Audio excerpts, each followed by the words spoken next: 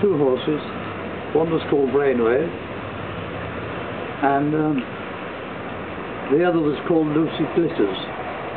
Nice little horse, and one of the officers used her for polo, playing polo.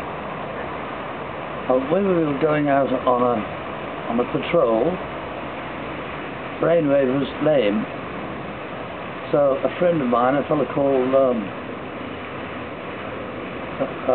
he'll come in a minute. He had a horse called Bellerophon.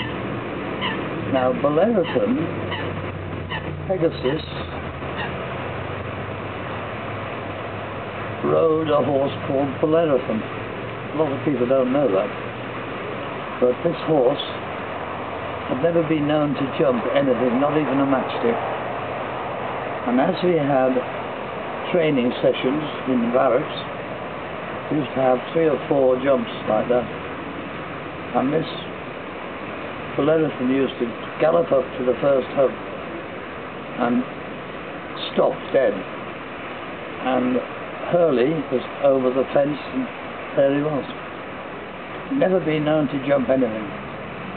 Anyway, I took this horse out, and we went into a village. The village was on the top of a hill, mountain, and we'd gone down on the flat part, vineyards, and we were up against the road leading up to the village, and the French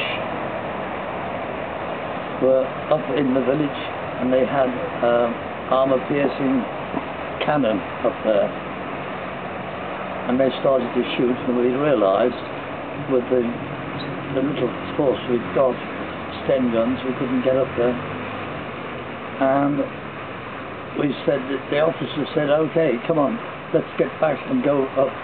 Well, there was a road which come down, which was by the mountain, to get to the bottom of the road, and most of them set off and they went down this road round the mountain. I was on Bellerophon here, and in front of us, the first thing you could see was a stone wall about that high.